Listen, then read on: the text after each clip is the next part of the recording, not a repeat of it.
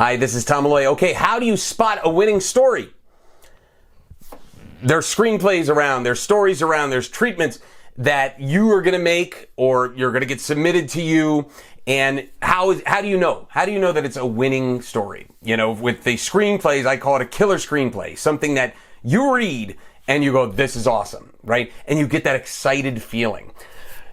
If it's your own screenplay, obviously, no matter what it is, you're most likely going to get that excited feeling. So you have to send that around and get what I call good reads. Good reads are where it's not cheerleading. You know, cheerleading would be, you know, you give it to your mom or dad or aunt or uncle or cousin, and they say, "Oh yeah, it was good. Yeah, I didn't really understand the ending, but it's pretty good, man. Congrats. That was good job getting it done."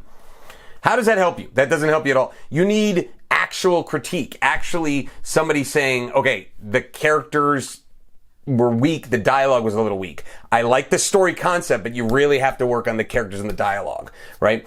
And I think that's a much better thing for you. You have to understand that writing is rewriting, and you're going to be rewriting the screenplay over and over again until it gets better. It's kind of like, I always thought of it as like chipping away at a rock to make a sculpture, right? First you're defining the face and the hands and all, then you're getting really specific, and then you're getting super, super micro specific, and you're doing eyelashes and stuff like that. And that's going to make the script better and better, and you're developing the script at that point.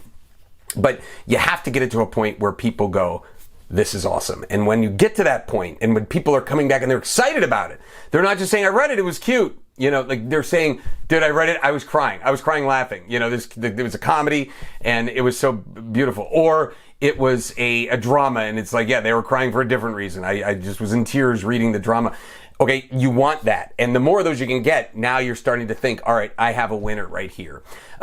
One thing that I would recommend is reading a winner in your genre and analyzing it, not taking anything from it, but just an understanding, how do they do the dialogue? Say you want to make a great action script. You should be reading The Avengers, The Dark Knight Rises, you know, whatever is an action film that's super successful that you love, and see, okay, how do they pace this action? How do they define the fight scenes, right? How is it written on the page?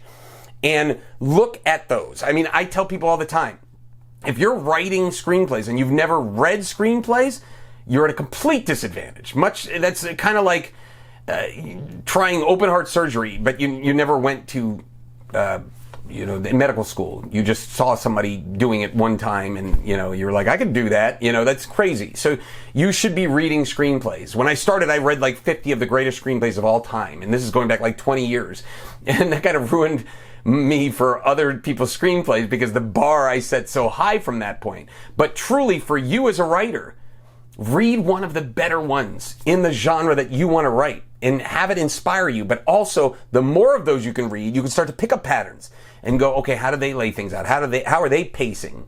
And you're modeling somewhat your screenplay on that screenplay. Modeling is a great way to achieve success. The winning story can be within your grasp, right? And if it's not, you can get somebody else to jump in and do a rewrite for you, do a polish for you, and get it to the point where it's killer screenplay, where it's a winning screenplay, and then you have a chance at super success.